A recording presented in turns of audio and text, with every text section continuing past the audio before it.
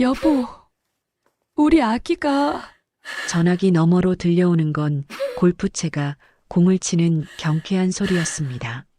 오늘 바쁘다고 몇 번을 말하냐? 일단 알아서 잘 치워받아. 뚝! 신호음만 울려 퍼지는 복도에서 그녀는 천천히 손을 내렸습니다. 배를 감싼 손에는 피가 묻어 있었죠.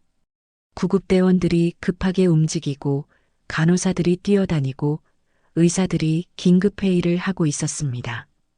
RH-B형 혈액 재고가 없습니다. 다른 병원에 연락했습니까? 전부 부족하다고 합니다. 최소 2시간은 걸린다고. 2시간이면 늦습니다. 수술실 불빛 아래 누군가의 생명이 깜빡이고 있었습니다. 아무도 예상하지 못한 위급한 순간이었죠. 그런데 이상한 일이 벌어졌습니다. 평소 수술실에 직접 들어오지 않던 병원 이사장이 갑자기 나타났습니다. 그는 재킷을 벗으며 차갑게 말했습니다. 내 혈액을 쓰십시오. 이사장님, 직접? 지금 당장요. 수술실 문이 닫혔습니다. 복도에 남은 사람들은 서로를 바라봤습니다. 대체 무슨 일이 벌어지고 있는 걸까요? 평범한 초등학교 교사로 보였던 그녀, 남편에게조차 버림받은 것처럼 보였던 그 여자가 왜 병원 최고 책임자가 직접 나서서 구하려는 걸까요? 이 놀라운 반전의 전체 이야기가 궁금하시다면 잠시만 구독 버튼을 눌러주세요. 평범해 보이는 사람들의 숨겨진 이야기를 매일 전해드리고 있습니다. 자, 여러분 좋은 아침이에요. 서지아는 교실 문을 열며 환하게 웃었습니다. 아이들이 우르르 달려와 그녀를 껴안았죠. 선생님, 어제 숙제 다 했어요. 선생님, 저 오늘 생일이에요. 야, 내 말 먼저 들어.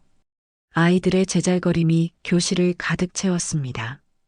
지아는 한 명 한 명의 이름을 불러주며 머리를 쓰다듬어줬습니다. 민준아, 숙제 잘했네. 수진아, 생일 축하해. 다들 자리에 앉아볼까요?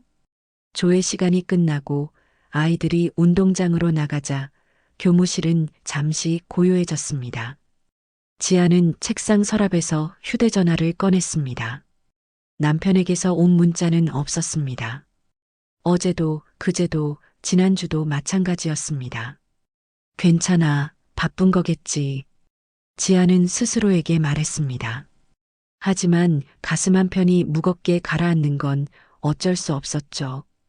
결혼한 지 3년 남편 한도윤은 점점 집에서 멀어져 갔습니다. 처음엔 회식이었고, 그 다음엔 야근이었고, 이제는 주말 골프까지 빠지지 않았습니다. 여보, 오늘 저녁엔 일찍 들어올 수 있어? 지난주 지안이 조심스럽게 물었을 때 도윤은 넥타이를 매며 대답했습니다. 글쎄, 이번 분기 실적 발표 준비 때문에 정신없어. 기대는 하지 마. 그리고 문을 닫고 나갔습니다. 저녁 9시, 10시, 11시. 지아는 혼자 식탁에 앉아 식은 저녁을 바라봤습니다. 결국 도윤이 들어온 건 새벽 2시였습니다. 술 냄새를 풍기며 비틀거리던 그는 소파에 그대로 쓰러져 잠들었죠. 지아는 담요를 덮어주며 한숨을 쉬었습니다. 이게 결혼 생활인가? 더 힘든 건 명절이었습니다. 시댁에 처음 인사를 갔을 때 시어머니 윤명이는 지안을 위아래로 훑어봤습니다. 어머, 부모님은 뭐 하시는 분들이야? 아버지는 돌아가셨고 어머니는 시골에서 작은 가게를 하십니다. 아, 그래. 우리 도윤이는 워낙 좋은 집안에서 자라서 말이지. 할아버지 때부터 사업을 하셨거든. 윤명희의 목소리에는 은근한 우월감이 묻어났습니다. 지아는 애써 미소를 지으며 고개를 숙였습니다. 네, 어머님. 그리고 지아나, 혹시 애는 언제쯤 가질 생각이야? 도윤이도 이제 34인데 빨리 손주를 봐야지. 저희가 노력하고 있습니다. 노력만 하지 말고 결과를 내야지. 요즘 여자들은 일한다고 그런 것도 미루던데 가정이 우선이야, 가정이. 도윤은 옆에서 아무 말도 하지 않았습니다. 그저 TV만 보고 있을 뿐이었죠. 지아는 속으로 눈물을 삼켰습니다. 나도 가족이 갖고 싶어. 따뜻한 가족이. 명절이 끝나고 집으로 돌아오는 찬, 지아는 조심스럽게 말을 꺼냈습니다. 여보, 어머니가 그러시는 말씀이 조금 힘들었어. 엄마가 원래 그래. 신경 쓰지 마. 하지만 피곤해. 집 가서 쉬자. 도윤은 대화를 끊어버렸습니다. 지아는 창밖을 바라봤습니다. 어둠 속을 달리는 차 안에서 그녀는 점점 더 작아지는 기분이었습니다. 다음 날 아침 학교에 출근한 지아는 교실 문을 열었습니다. 아이들이 또다시 환하게 웃으며 달려왔습니다. 선생님, 주말 잘 보내셨어요? 응, 잘 보냈어. 너희는? 아이들은 제잘제잘 주말 이야기를 쏟아냈습니다. 지아는 그 소리를 들으며 조금씩 미소를 되찾았습니다. 수업이 끝나고 한 아이가 지안에게 다가왔습니다. 조금 수줍은 표정의 여자아이였죠. 선생님. 응, 수진아? 무슨 일이야? 선생님은 엄마 같아요. 엄마? 네. 우리 엄마는 맨날 바빠서 집에 없는데 선생님은 항상 웃으면서 저희 얘기 들어주잖아요. 수진이는 지안을 꼭 껴안았습니다. 지안은 아이의 작은 등을 토닥이며 눈물이 핑 돌았습니다. 그래, 이 아이들에게라도 나는 필요한 사람이야. 하지만 퇴근 후 돌아간 집은 여전히 비어 있었습니다. 식탁 위에는 메모 하나가 놓여 있었습니다. 오늘도 회식. 먼저 자. 지아는 메모를 구겨 쓰레기통에 던졌습니다. 그리고 텅 빈 거실 소파에 앉아 혼자 저녁을 먹었습니다. TV에서는 드라마가 나오고 있었습니다. 행복한 가족이 함께 식사하는 장면이었죠. 지아는 리모컨을 들어 TV를 껐습니다. 고요함만 남았습니다. 그녀는 배에 손을 얹으며 작게 중얼거렸습니다. 괜찮아. 나는 혼자서도 할 수 있어. 하지만 그녀는 아직 몰랐습니다. 자신의 몸속에서 작은 생명이 자라나고 있다는 사실을. 그리고 그 생명이 곧 그녀의 인생을 완전히 바꿔놓으리란 사실을 말이죠. 월요일 아침 지아는 화장실에서 구역질을 했습니다. 세숫대야를 붙잡고 한참을 괴로워하던 그녀는 거울 속 창백한 자신의 얼굴을 봤습니다. 요즘 계속 이러네. 지난주부터 시작된 증상이었습니다. 아침마다 속이 뒤집히고 평소 좋아하던 커피 냄새만 맡아도 토할 것 같았죠. 학교에 도착한 지아는 보건실로 향했습니다. 선생님, 요즘 컨디션이 안 좋으신 것 같던데 괜찮으세요? 보건교사가 걱정스러운 얼굴로 물었습니다. 좀 피곤하고 속이 안 좋아서요. 혹시 임신은 아니신가요? 네. 지아는 깜짝 놀랐습니다. 아, 제 말은 그냥 증상이 그렇다는 거예요. 병원에 한번 가보시는 게 좋을 것 같아요. 수업을 마친 후 지아는 집 근처 산부인과를 찾았습니다. 초음파실에서 의사는 모니터를 보더니 지안을 돌아봤습니다. 축하드립니다. 임신 5주차시네요. 네. 지안의 손이 떨렸습니다. 정말요? 네, 여기 보이시죠? 아주 건강하게 자라고 있어요. 의사는 모니터를 가리켰습니다. 작은 점 같은 게 깜빡이고 있었죠. 지아는 그 작은 생명을 보며 눈물이 났습니다. 우리 아기. 진찰실을 나온 지아는 손에 임신 확인서를 꼭 쥐고 있었습니다. 가슴이 두근거렸습니다. 남편한테 말해야지. 이건 좋은 소식이잖아. 하지만 주차장에서 차에 오르려던 지아는 문득 멈췄습니다. 지난 명절날 시어머니의 목소리가 떠올랐습니다. 빨리 손주를 봐야지. 노력만 하지 말고 결과를 내야지. 그리고 아무 말 없이 TV만 보던 도윤의 모습도요. 지금 말하면 시어머니가 또 뭐라고 하실까?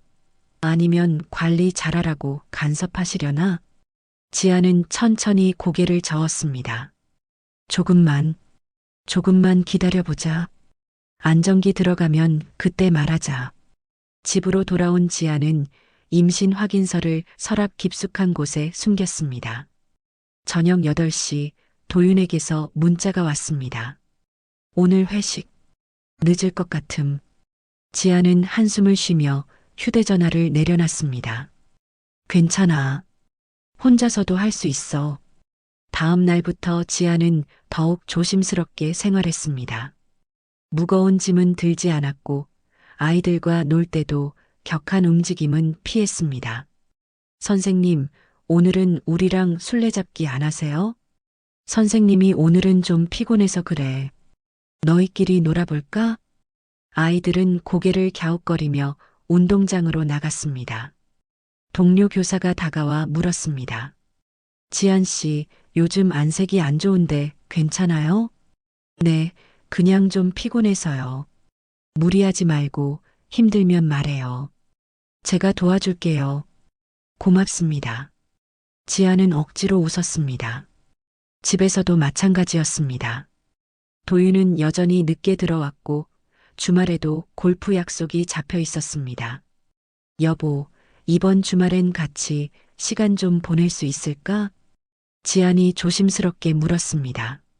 미안, 이번 주 접대 골프가 있어. 중요한 거래처 사람들이랑 가야 돼. 그럼 언제쯤 시간 될까? 다음 달에 프로젝트 마무리되면 그때 보자. 도윤은 넥타이를 풀며 말했습니다. 지아는 더 이상 묻지 않았습니다. 말해봤자 소용없어. 밤에 혼자 누운 침대에서 지아는 배에 손을 얹었습니다. 우리 아기, 엄마가 잘 지킬게. 아빠는 바쁘셔도 엄마는 항상 너랑 함께야. 작은 속삭임이 어두운 방 안을 떠돌았습니다. 다음 주 학교에서 학부모 상담 기간이 시작됐습니다. 지아는 하루 종일 교실에서 학부모들을 만났습니다. 오후 5시쯤 수진이 어머니가 들어왔습니다. 선생님, 항상 수진이 잘 돌봐주셔서 감사해요. 아니에요. 수진이가 착해서 선생님이 더 고마워요. 집에서도 맨날 선생님 얘기만 해요. 선생님이 엄마 같대요. 수진 어머니가 웃으며 말했습니다. 아이들이 다 귀여워요. 선생님도 곧 엄마 되실 거예요. 이렇게 따뜻하신 분이시니까요. 지아는 미소를 지었습니다. 곧 엄마가 되겠지. 상담이 끝나고 지아는 책상을 정리하다가 어지러움을 느꼈습니다. 순간 시야가 흐려졌습니다. 그녀는 책상을 붙잡았습니다. 지안 씨, 옆반 선생님이 달려왔습니다. 괜찮아요? 네. 잠깐 어지러웠어요. 병원 가봐야 되는 거 아니에요? 요즘 너무 안 좋아 보여요. 괜찮아요. 그냥 좀 피곤해서 그래요. 지아는 손을 저었습니다. 하지만 집으로 가는 차 안에서도 어지러움은 계속됐습니다. 좀 쉬면 나아지겠지. 집에 도착한 지아는 소파에 쓰러졌습니다. 휴대전화를 확인했지만 도윤에게서 온 연락은 없었습니다. 오늘도 늦겠구나. 지아는 눈을 감았습니다. 배에 손을 얹으며 그녀는 작게 중얼거렸습니다. 우리 둘이서 잘해보자. 응? 하지만 그녀는 몰랐습니다. 자신의 몸이 보내는 경고 신호를, 그리고 머지않아 찾아올 위기를 말이죠. 창밖으로 해가 지고 어둠이 집안을 채웠습니다. 지아는 홀로 소파에서 잠들었습니다. 텅 빈 집안에서 시계 소리만 째깍째깍 울려 퍼졌습니다. 명절이 다가왔습니다. 지아는 시댁으로 가는 차 안에서 계속 속이 메스꺼웠습니다. 하지만 내색할 수 없었죠. 괜찮아? 도윤이 운전하며 물었습니다. 응, 괜찮아. 차 멀미하는 거 아니야? 아니, 그냥 좀 피곤해서. 지아는 창밖을 바라봤습니다. 시댁에 도착하자 윤명이가 현관에서 기다리고 있었습니다. 어머, 왔어? 지아나, 안색이 왜 그래? 조금 피곤해서 그래요, 어머님. 피곤하면 안 되지. 명절인데 일손이 필요한데. 어서 들어와. 윤명이는 지안을 재촉했습니다. 부엌에서 지안은 다른 시댁 식구들과 함께 음식을 준비했습니다. 설거지를 하고 전을 부치고 과일을 깎고 끝없이 이어지는 일이었습니다. 지안아, 손이 느린데? 빨리빨리 해야지. 신우이가 옆에서 핀잔을 주었습니다. 죄송해요. 지아는 손을 더 빠르게 움직였습니다. 저녁 식사 후 제사 준비가 시작됐습니다. 무거운 제기들을 나르고 음식을 차리고 또 설거지를 했습니다. 밤 11시가 넘어서야 겨우 모든 일이 끝났습니다. 지아는 손목이 붓고 허리가 아팠습니다. 배도 묵직하게 당기는 느낌이었죠. 조금만 참자. 내일이면 집에 가니까. 하지만 그날 밤 지아는 화장실에서 이상한 증상을 발견했습니다. 약간의 출혈이 있었습니다. 설마. 지아는 순간 온몸이 얼어붙었습니다. 아니야, 괜찮을 거야. 좀 무리해서 그런 거겠지. 그녀는 아무에게도 말하지 않았습니다. 다음 날 아침 지아는 복통을 느꼈습니다. 하지만 참았습니다. 지아나, 아침 차려야지. 윤명희의 목소리에 지아는 부엌으로 향했습니다. 식사를 마치고 집으로 돌아오는 길, 지아는 배를 감싸쥐었습니다. 여보, 나 배가 좀 아파. 병원 가봐야 되나? 아니, 집에 가서 쉬면 괜찮을 거야. 지아는 애써 웃었습니다. 하지만 집에 도착한 후에도 통증은 가라앉지 않았습니다.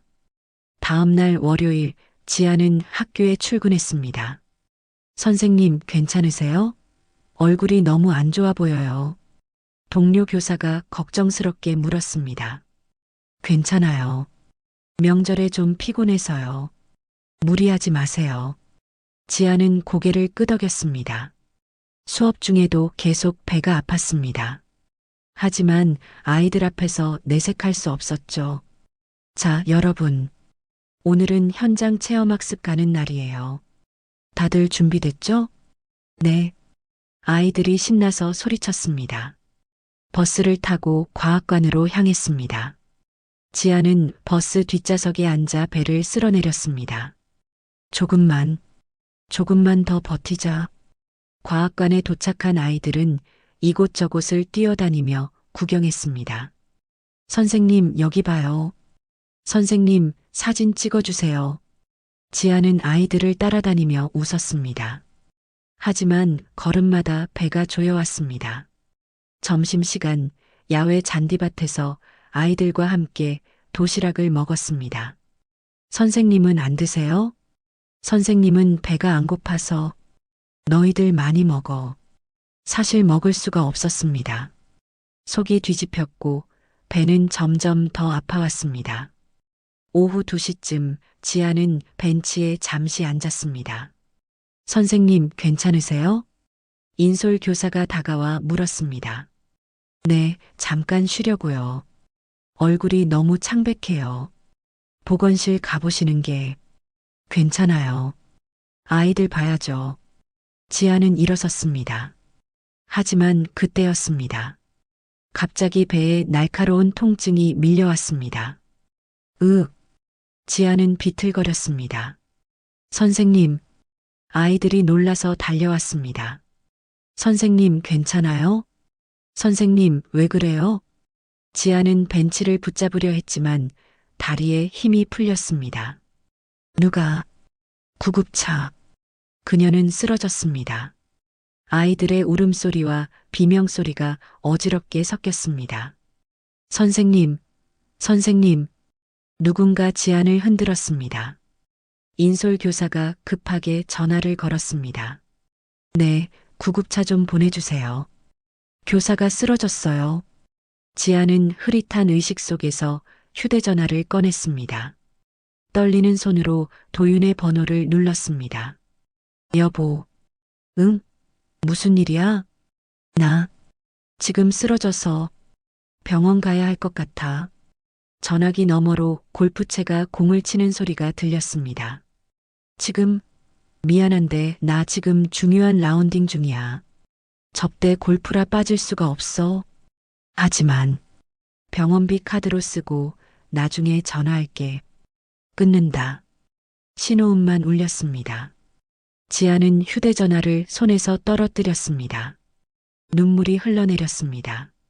선생님, 구급차 왔어요. 구급대원들이 달려왔습니다. 지아는 들것에 실렸습니다. 아이들이 울면서 손을 흔들었습니다. 선생님, 괜찮아질 거예요. 선생님, 아프지 마세요. 구급차 안에서 지아는 배를 움켜쥐었습니다. 제발, 아기만은, 제발, 사이렌 소리가 요란하게 울렸습니다.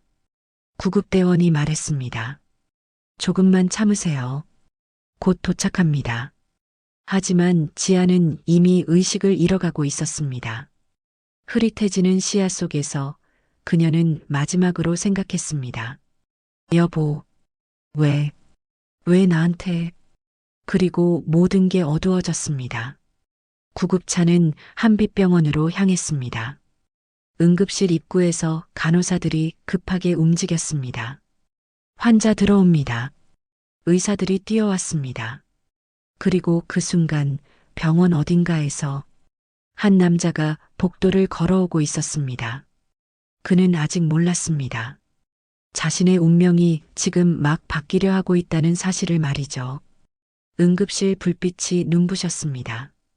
지아는 흐릿한 의식 속에서 천장의 형광등이 빠르게 지나가는 걸 봤습니다. 혈압 떨어지고 있습니다. 수술실 준비. 혈액형 확인됐습니까? RH-B형입니다. 의사들의 목소리가 어지럽게 섞였습니다. 지아는 입술을 떨었습니다. 아기, 우리 아기. 간호사가 그녀의 손을 잡았습니다. 괜찮아요. 최선을 다할게요. 하지만 간호사의 얼굴은 어두웠습니다. 수술실 방 의사들이 급하게 회의했습니다. RH-B형 혈액 재고가 없습니다. 다른 병원에 연락했습니까? 전부 부족하다고 합니다. 혈액원에서 가져와도 최소 2시간. 2시간이면 늦습니다. 환자 상태가 위급합니다. 의사들의 얼굴이 굳어졌습니다. 그때 복도 저편에서 한 남자가 빠른 걸음으로 다가왔습니다. 한빛병원 이사장 강태준이었습니다. 무슨 일입니까? 의사들이 놀라 고개를 돌렸습니다. 이사장님, 응급환자인데 희귀혈액형이라 수혈이. 혈액형이 뭡니까? RH-B형입니다. 태준의 눈빛이 변했습니다. 그건 내 혈액형이요. 네. 지금 당장 준비하십시오. 내 혈액을 쓰겠습니다. 하지만 이사장님께서 직접 환자가 죽게 내버려 두란 말입니까? 빨리요. 태준은 재킷을 벗었습니다. 의사들은 잠시 당황했지만 곧 움직였습니다. 이사장님, 이쪽으로 오십시오. 체열실에서 태준은 팔을 걷었습니다. 환자는 누굽니까? 서지안이라는 분인데 초등학교 교사라고 합니다. 나이는 32살입니다. 태준은 고개를 끄덕였습니다. 바늘이 팔에 꽂혔습니다. 붉은 피가 천천히 팩으로 흘러들어갔습니다. 이사장님, 괜찮으십니까? 계속하십시오. 태준은 창밖을 바라봤습니다. 32살. RH-B형. 뭔가 가슴 한편이 두근거렸습니다. 설마 수혈이 끝나고 수술이 시작됐습니다. 태준은 수술실 밖 복도에 앉았습니다. 시간이 흘렀습니다. 1시간, 2시간. 수술실 불빛은 여전히 켜져 있었습니다. 새벽 4시 수술실 문이 열렸습니다. 집도이가 마스크를 벗으며 나왔습니다. 이사장님, 태준이 벌떡 일어났습니다. 환자는 생명은 건졌습니다. 이사장님의 수혈 덕분입니다.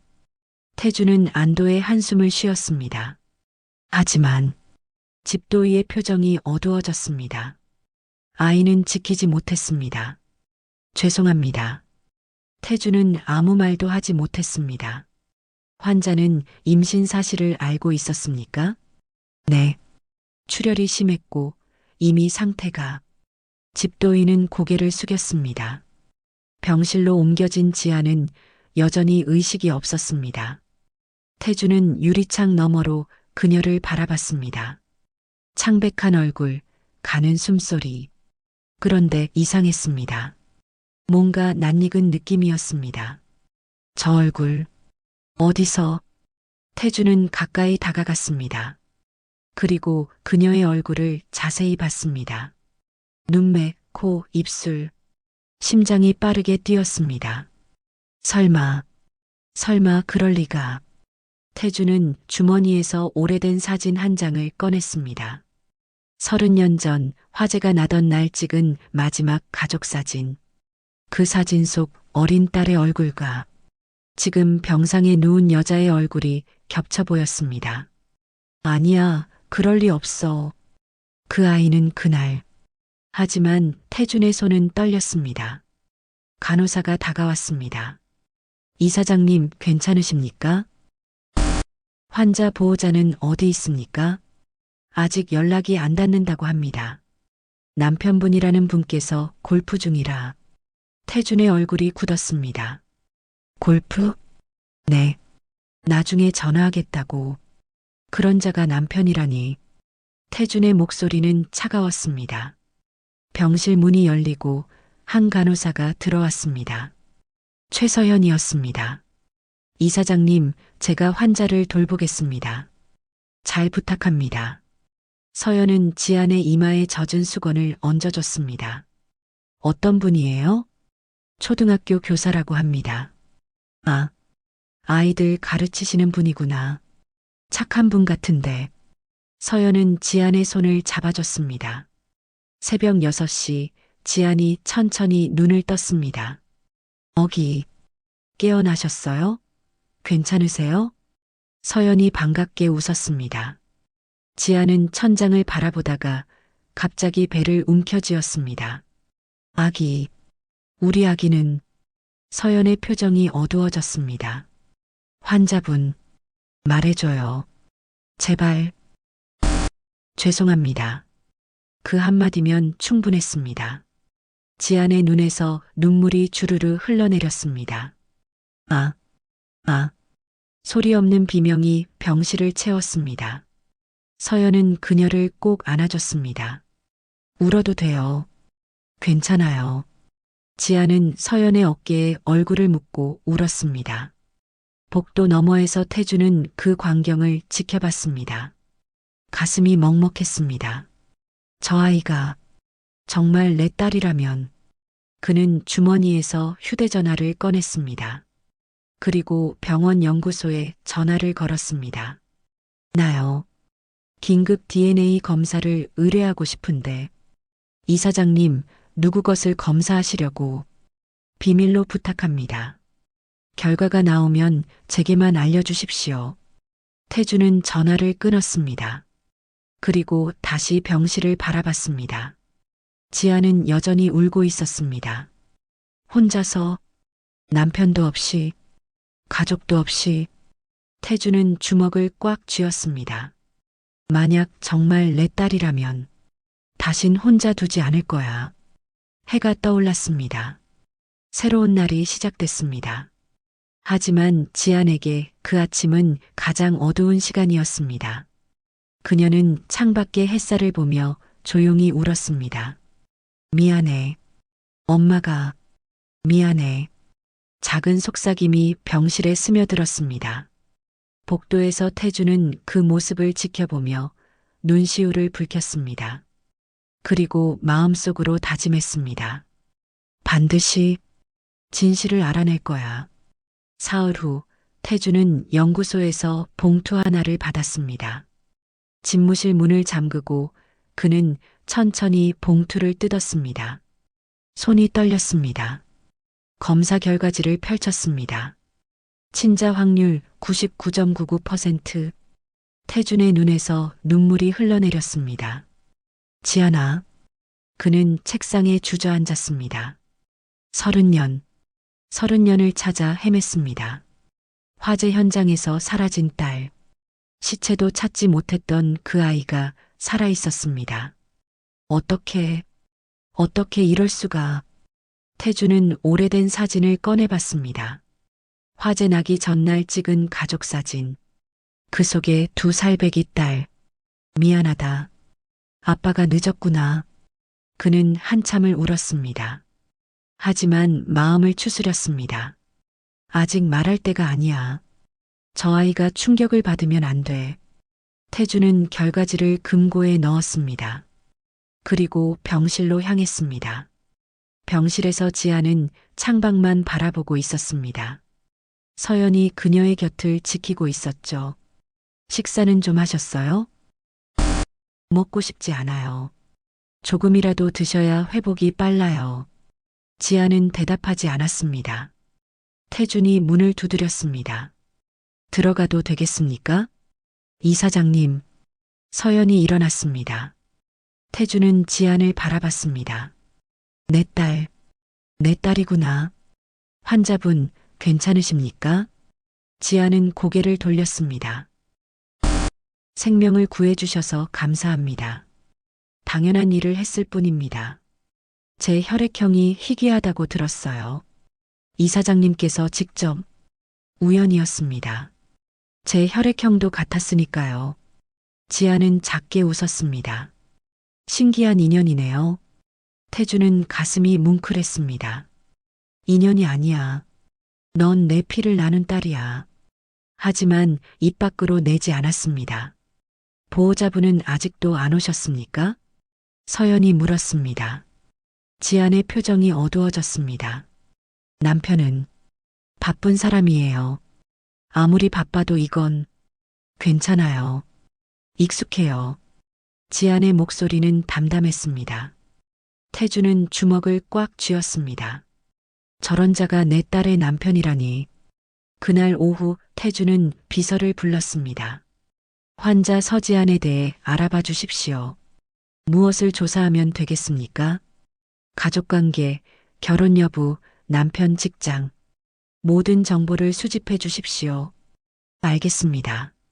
이틀 후 비서가 보고서를 가져왔습니다. 태주는 보고서를 읽으며 얼굴이 굳어졌습니다. 남편 한도윤, 대경그룹 전략기획실 차장. 그 이름을 본 순간 태준의 머릿속에 뭔가 스쳤습니다. 대경그룹. 최근 한빛의료재단과 대경그룹 사이에 의약품 납품 계약이 있었습니다. 그런데 며칠 전 감사팀에서 이상한 보고가 올라왔었죠. 태주는 서랍에서 감사 보고서를 꺼냈습니다. 한빛의료재단 마이너스 대경그룹 간 납품 계약에서 비정상적 가격 책정 발견. 담당자 한도윤 차장. 리베이트 의혹. 태준의 얼굴이 일그러졌습니다. 이자가. 그는 즉시 감사팀장을 불렀습니다. 이 건에 대해 철저히 조사하십시오. 이사장님 혹시 우리 재단의 명예가 걸린 문제입니다. 비리가 확인되면 즉시 계약을 파기하고 법적 조치를 취하겠습니다. 알겠습니다. 감사팀장이 나가고 태주는 창밖을 바라봤습니다. 내 딸의 남편이 재단과 거래하면서 비리를. 한편 대경그룹 본사에서는 한도윤이 상사에게 불려갔습니다. 도윤, 이번 분기 실적 아주 심각해. 죄송합니다. 최선을 다하고 있습니다. 최선으로는 안 돼. 결과를 내야지. 상사는 책상을 쳤습니다. 한빛의료재단과의 계약, 그거라도 제대로 마무리해. 납품 단가 조정해서 우리 마진 좀 더 남겨. 하지만은 무슨, 내가 실적 안 나오면 어떻게 되는지 알지? 도윤은 입술을 깨물었습니다. 알겠습니다. 사무실로 돌아온 도윤은 노트북을 열었습니다. 화면에는 한빛 납품단가 조정한 파일이 떠 있었습니다. 그는 숫자들을 바꾸기 시작했습니다. 이 정도면 들키지 않겠지. 하지만 그는 몰랐습니다. 이미 감사팀이 움직이고 있다는 사실을. 그리고 한빛치료재단 이사장이 누구의 아버지인지도 말이죠. 병원으로 돌아온 태주는 다시 지안의 병실 앞에 섰습니다. 유리창 너머로 지안이 보였습니다. 여전히 창밖만 바라보고 있었습니다. 서연이 그녀 옆에 앉아 손을 잡아주고 있었죠. 그래도 선생님은 살아계세요. 누군가는 그걸 기적이라고 하더군요. 지아는 고개를 저었습니다. 기적이라면 아이가 살아야죠. 하지만 선생님이 없으면 학교 아이들은 어떡해요? 선생님을 기다리는 사람들이 있어요. 지아는 눈물을 흘렸습니다. 저를 기다리는 사람이 있을까요? 있어요. 저도 선생님을 기다리고 있고요. 서연은 환하게 웃었습니다. 복도에서 그 모습을 지켜보던 태준도 눈시울이 붉어졌습니다. 딸아, 아빠가 있어. 이제 너를 지켜줄 사람이 있단다. 그날 밤 태준은 오래된 상자를 꺼냈습니다. 화재 이후 모아둔 딸의 물건들, 작은 신발, 옷, 장난감, 그리고 탯줄 보관함. 이제 돌려줄 수 있겠구나. 태준은 상자를 꼭 안았습니다. 병실에서 지아는 휴대전화를 켰습니다. 도윤에게서 온 문자는 단 하나뿐이었습니다. 몸 좀 어때? 바빠서 못 가. 퇴원하면 연락해. 지아는 휴대전화를 던져버렸습니다. 더 이상 기다리지 않을 거야. 그녀의 눈빛이 달라졌습니다. 창밖으로 달이 떠올랐습니다. 어두운 밤이었지만 어딘가에서 새로운 시작이 준비되고 있었습니다. 태주는 집무실에서 감사보고서를 다시 펼쳤습니다. 한도윤. 그는 펜으로 그 이름에 동그라미를 쳤습니다.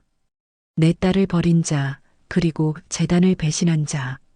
태준의 눈빛은 차갑게 가라앉았습니다. 대가를 치르게 될 거야. 이번 일주일째 되는 날, 병실 문이 거칠게 열렸습니다. 윤명이었습니다. 어머님. 지안이 놀라 몸을 일으켰습니다. 지안아, 이게 무슨 꼴이야? 윤명희의 목소리는 차갑게 가라앉아 있었습니다. 죄송합니다. 죄송하긴 뭐가 죄송해. 애도 못 지키고 남편 얼굴에 먹칠만 하고. 어머님, 그건 우리 도윤이가 회사에서 얼마나 힘든지 알아? 그런데 아내가 이런 식으로 말썽 부리면 어떡해. 지아는 입술을 깨물었습니다. 말썽이라니요. 말썽 아니고 뭐야? 멀쩡히 학교 가다가 쓰러지고 병원비는 얼마나 나오는지 알아? 제가 제 카드로 냈습니다. 그래, 그렇게 독하게 나오는 거야? 시댁에 손 벌리기 싫다 이거지? 윤명희의 목소리가 점점 높아졌습니다. 어머님, 그런 뜻이 아니에요. 그럼 뭐야? 애도 제대로 못 낳으면서 교사 일은 왜 그렇게 열심히 해? 가정을 먼저 생각해야지. 복도에서 그 소리를 듣던 서연이 급히 들어왔습니다. 죄송하지만 환자분이 안정을 취하셔야 합니다. 당신은 누군데 끼어들어? 저는 담당 간호사입니다. 큰 소리는 간호사 주제에 감히. 그때 문이 열리며 태준이 들어왔습니다. 무슨 일입니까? 태준의 목소리는 낮고 단호했습니다. 당신은 누구야? 이 병원 이사장입니다. 윤명희는 잠시 당황했습니다. 아, 이사장님. 죄송합니다. 저는 환자의 시어머니인데, 그래서 환자를 괴롭히십니까? 괴롭히다니, 저는 그냥 들었습니다. 전부 다요. 태주는 차갑게 말했습니다. 이 병원은 환자를 모욕하는 행위를 절대 용납하지 않습니다. 다시는 오지 마십시오. 뭐라고? 내가 며느리 보러 왔는데. 며느리를 보러 온 게 아니라 상처를 주러 오셨습니다. 당장 나가십시오. 태준의 눈빛은 단호했습니다. 윤명이는 얼굴이 새빨개졌습니다. 이게 무슨... 알았어. 지안아, 이런 식으로 나오는 거면 우리도 생각이 있어. 윤명이는 문을 쾅 닫고 나갔습니다. 병실에 정적이 흘렀습니다. 지안은 고개를 숙이고 울었습니다. 죄송합니다. 이사장님께 폐를 끼쳐서. 괜찮습니다. 당신 잘못이 아닙니다. 태주는 지안의 어깨를 토닥였습니다. 하지만 이제 좀 쉬십시오. 아무 걱정 마시고요. 태준이 나가고 서연이 지안을 안아줬습니다. 선생님 괜찮아요. 다 지나갈 거예요. 지안은 서연의 어깨에 기대어 한참을 울었습니다. 그날 오후 대경그룹 본사에서 긴급회의가 열렸습니다. 한빛재료재단에서 계약 파기 통보가 왔습니다. 뭐? 이유가 뭔데? 비리 의혹이라고 합니다. 담당자는 모두의 시선이 한도윤에게 쏠렸습니다. 한 차장, 이게 무슨 일인가? 저는 모릅니다. 정상적으로 처리했습니다. 정상적으로? 감사팀에서 증거를 확보했다는데? 도윤은 식은땀을 흘렸습니다. 이번 주 안으로 해명하지 못하면 징계 처리하겠네. 회의가 끝나고 도윤은 비틀거리며 사무실로 돌아왔습니다. 어떻게 된 거야? 분명 완벽하게 했는데. 그는 노트북을 켰지만 파일은 이미 삭제되어 있었습니다. 아니, 백업이. 하지만 회사 서버에는 모든 기록이 남아 있었습니다. 도윤은 주저앉았습니다. 끝났어. 완전히 끝났어.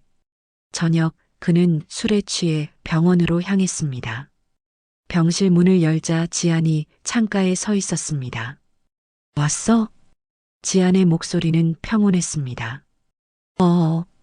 몸은 좀 괜찮아? 괜찮아. 이제 퇴원해도 된대. 그래, 잘 됐네. 어색한 침묵이 흘렀습니다. 여보. 지안이 도윤을 돌아봤습니다. 왜? 우리 이혼하자. 도윤은 멍하니 지안을 바라봤습니다. 뭐? 이혼하자고. 더 이상 이렇게 살 수 없어. 갑자기 무슨 소리야?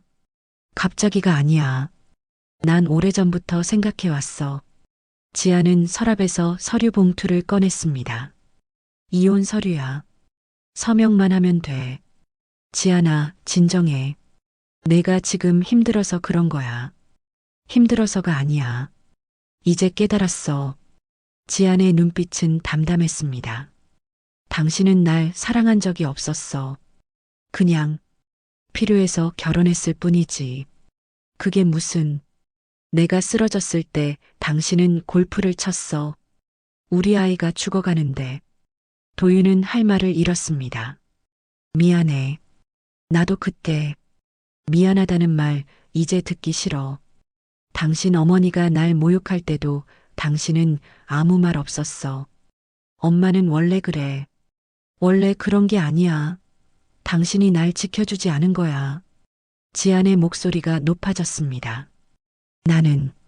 나는 당신의 그림자가 아니야. 더 이상 이렇게 살고 싶지 않아.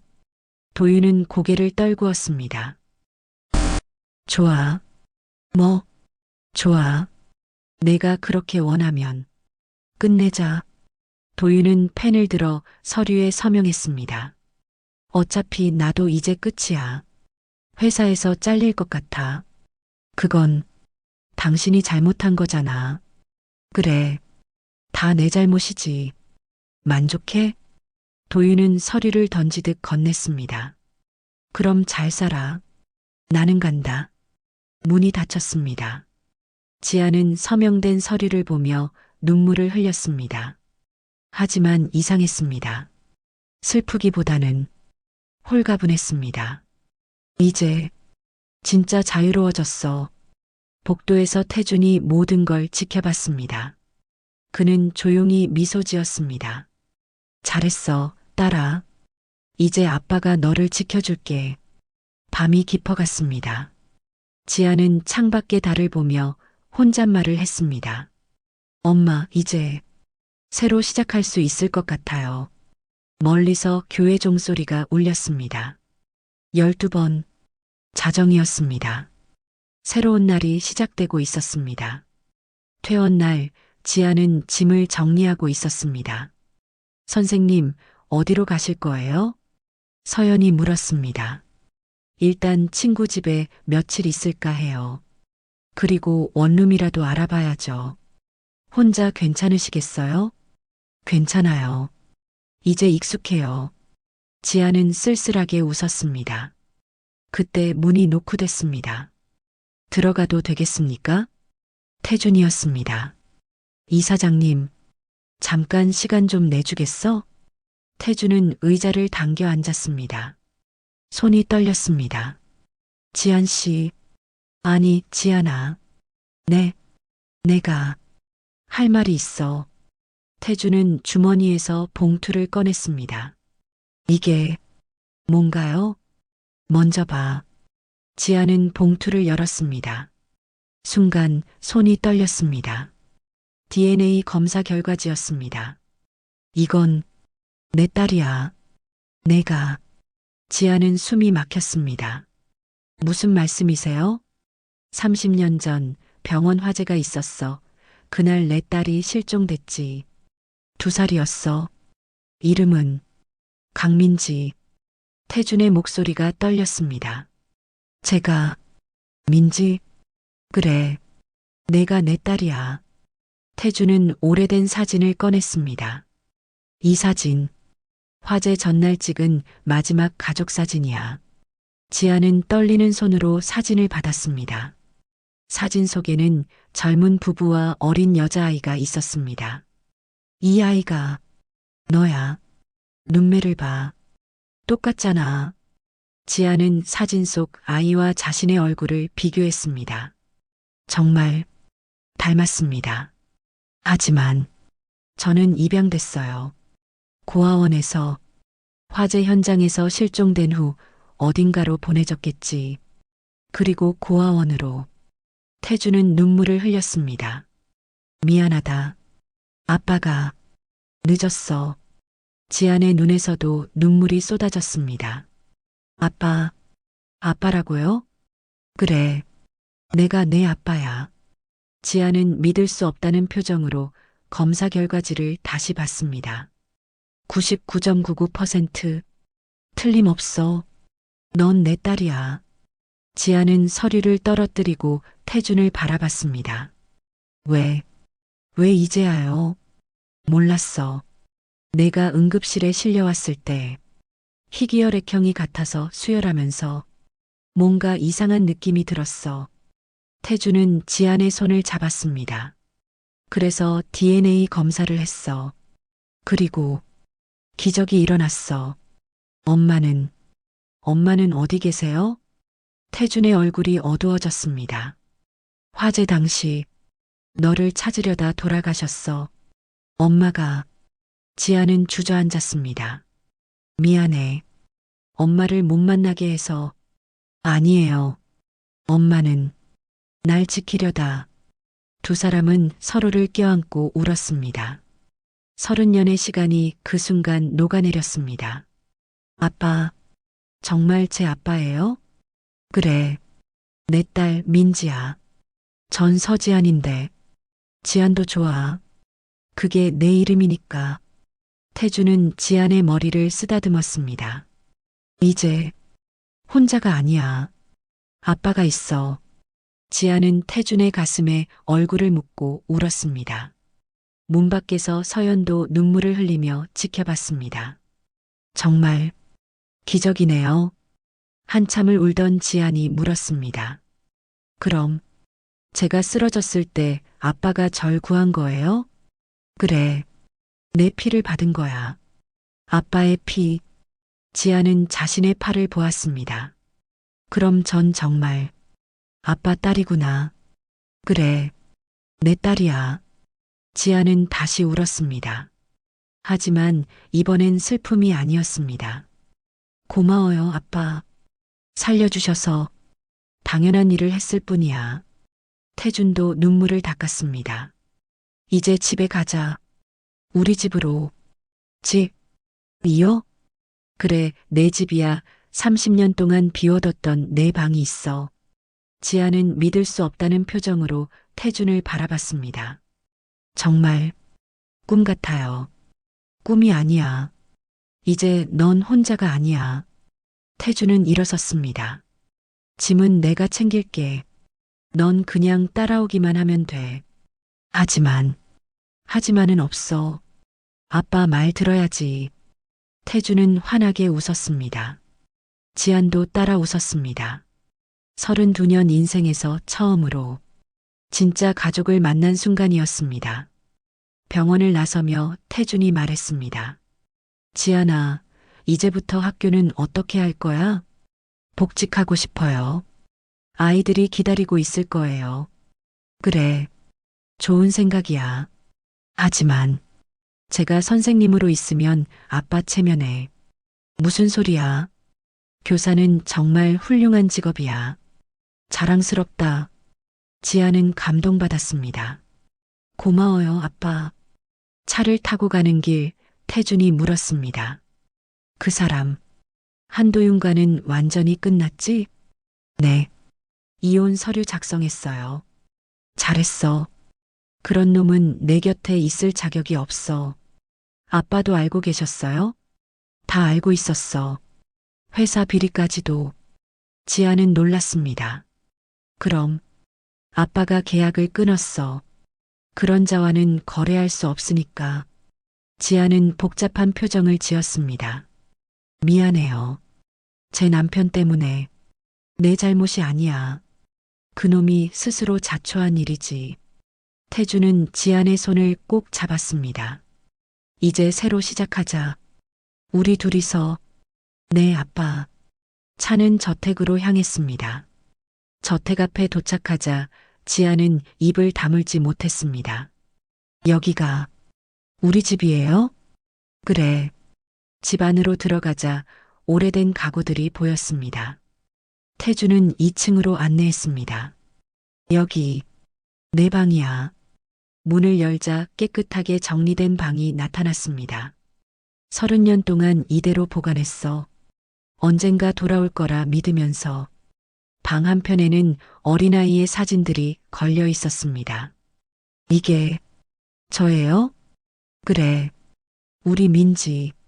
지아는 사진을 보며 눈물을 흘렸습니다. 드디어 집에 왔어요. 태주는 딸을 껴안았습니다. 그래. 드디어 집에 왔어. 두 사람은 한참을 안고 있었습니다. 창밖으로 해가 지고 있었습니다. 하지만 이 집은 이제 따뜻한 빛으로 가득했습니다. 1년이 흘렀습니다. 봄 햇살이 따스한 날, 한빛 아동병원 부설 희망교육센터 개원식이 열렸습니다. 현수막에는 아이들에게 희망을, 가족에게 사랑을이라고 적혀 있었습니다. 단상에 강태준 이사장이 올라섰습니다. 오늘 이 희망교육센터를 열게 되어 기쁩니다. 아픈 아이들이 병원 생활 중에도 공부하고 꿈을 키울 수 있는 곳입니다. 박수가 울려 퍼졌습니다. 이 센터를 이끌어갈 분을 소개하겠습니다. 제 딸이자 헌신적인 교육자 서지안 선생님입니다. 지안이 단상으로 올라왔습니다. 1년 전과는 완전히 다른 모습이었습니다. 얼굴에는 생기가 돌았고 눈빛은 밝게 빛났습니다. 안녕하세요. 서지안입니다. 지안은 마이크를 잡았습니다. 1년 전 저는 모든 걸 잃었다고 생각했습니다. 하지만 한 분이 손을 내밀어 주셨죠. 지안은 태준을 바라봤습니다. 그분은 제 생명을 구해주셨을 뿐 아니라 잃어버렸던 가족을 돌려주셨습니다. 그리고 다시 살아갈 이유를 주셨죠. 박수가 터져 나왔습니다. 이제 저는 이곳에서 아이들에게 희망을 전하고 싶습니다. 아픔 속에서도 꿈을 잃지 않도록 말이죠. 간호사 최서연이 아이들을 데리고 나왔습니다. 선생님, 아이들이 환하게 웃으며 손을 흔들었습니다. 지아는 단상에서 내려와 아이들을 안아줬습니다. 우리 오늘부터 함께 공부할 거예요. 재미있을 거예요. 선생님, 저 벌써 기대돼요. 한 아이가 말했습니다. 개원식이 끝나고 태준과 지아는 센터 안을 둘러봤습니다. 교실마다 밝은 색으로 칠해져 있었고 책상과 의자들이 가지런히 놓여 있었습니다. 마음에 들어? 태준이 물었습니다. 너무 좋아요, 아빠. 아이들이 정말 좋아할 것 같아요. 내가 행복하면 아빠도 행복해. 두 사람은 창밖을 바라봤습니다. 아이들이 마당에서 뛰어놀고 있었습니다. 아빠, 저 1년 전만 해도 상상도 못했어요. 이렇게 웃을 수 있을 거라고. 많이 힘들었지? 네.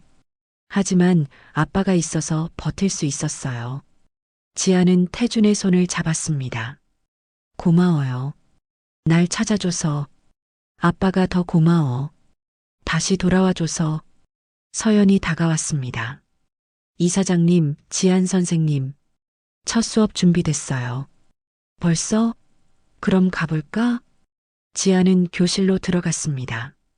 아이들이 책상에 앉아 기다리고 있었습니다. 자, 여러분. 오늘은 우리가 첫 만남이니까 서로 인사부터 해볼까요? 아이들이 하나씩 일어나 자기소개를 했습니다. 저는 백혈병 치료 중인 김민수예요. 의사가 되고 싶어요. 저는 심장병으로 입원한 이수진이에요. 그림 그리는 걸 좋아해요. 아이들의 눈빛은 밝았습니다. 병원 환자복을 입고 있었지만 희망을 잃지 않았습니다. 지아는 아이들을 보며 미소 지었습니다. 그래, 이 아이들처럼 나도 다시 시작할 수 있었어. 수업이 끝나고 태준이 교실 뒤에서 박수를 쳤습니다. 멋진 첫 수업이었어. 아빠, 언제부터 거기 계셨어요? 처음부터. 내 딸이 수업하는 거 보고 싶어서. 지아는 얼굴이 빨개졌습니다. 부끄러워요. 부끄러워할 거 없어. 정말 자랑스러워. 저녁, 두 사람은 집으로 돌아왔습니다. 식탁에는 따뜻한 저녁이 차려져 있었습니다. 오늘 첫날인데 어땠어? 너무 좋았어요. 아이들이 정말 열심히 들어줬어요. 다행이네. 태주는 밥을 떠서 지안의 그릇에 담아줬습니다. 많이 먹어. 오늘 고생했잖아. 고마워요, 아빠. 식사 중에 지안이 조심스럽게 물었습니다. 아빠, 그 사람. 한도윤은 어떻게 됐어요? 알고 싶어? 궁금하긴 해요. 회사에서 해고됐고 비리 혐의로 벌금형을 받았대. 지금은 작은 회사에 다니는 것 같더라. 지아는 고개를 끄덕였습니다. 그렇군요. 미안해? 아니요. 전혀요. 그건 그 사람이 자초한 일이니까요. 지아는 담담하게 말했습니다. 이제 그 사람 생각은 안 해요. 과거일 뿐이니까. 그래. 과거는 과거일 뿐이야. 태주는 지안의 머리를 쓰다듬었습니다. 앞만 보고 가자. 우리. 네, 아빠. 밤, 지아는 자기 방에서 일기를 썼습니다. 오늘 희망교육센터 첫날. 아이들이 너무 예뻤다. 병원 환자복을 입고 있었지만 눈빛만은 누구보다 밝았다. 나도 저랬을까? 1년 전 그 어두웠던 날에도 이렇게 밝은 내일이 올 거라고 믿었을까? 아마 아니었을 거다. 하지만 기적은 일어났다. 아빠를 만났고 가족을 되찾았고 새로운 삶을 시작했다. 이제 나는 행복하다. 진짜로. 지아는 일기장을 덮고 창밖을 바라봤습니다. 달이 밝게 빛나고 있었습니다. 복도에서 태준도 달을 보고 있었습니다. 민지야, 아빠도 행복해. 웃는 내가 있어서 다시 살아갈 이유가 생겼어. 다음 날 아침 지아는 일찍 일어나 센터로 향했습니다. 교실 벽에 아이들과 함께 그린 벽화가 있었습니다. 커다란 하트 그림 안에 이렇게 쓰여 있었습니다. 사랑은 다시 시작된다. 지아는 분필을 들어 하트 옆에 작은 별을 그렸습니다. 우리 모두의 희망이라고 썼습니다. 창밖으로 아침 햇살이 쏟아져 들어왔습니다. 새로운 날이 시작되고 있었습니다. 지아는 환하게 웃으며 아이들을 맞이할 준비를 했습니다. 그녀는 이제 더 이상 혼자가 아니었습니다. 아빠가 있었고, 아이들이 있었고, 사랑하는 사람들이 있었습니다. 문이 열리고 아이들이 우르르 들어왔습니다. 선생님, 좋은 아침이에요. 좋은 아침, 얘들아. 오늘도 재미있게 공부해 볼까? 아이들의 웃음소리가 교실을 가득 채웠습니다. 복도 저편에서 태준이 그 모습을 지켜보며 조용히 미소 지었습니다. 이제야 진짜 가족이구나. 그는 천천히 발걸음을 돌렸습니다. 햇살이 복도를 따라 길게 뻗어 있었습니다. 그 빛을 따라 걷는 태준의 뒷모습은 더 이상 외롭지 않았습니다. 멀리서 교회 종소리가 울렸습니다. 새로운 시작을 알리는 소리였습니다. 지안과 태준, 그리고 아이들 모두가 함께 만들어가는 따뜻한 이야기가 이제 막 시작되고 있었습니다.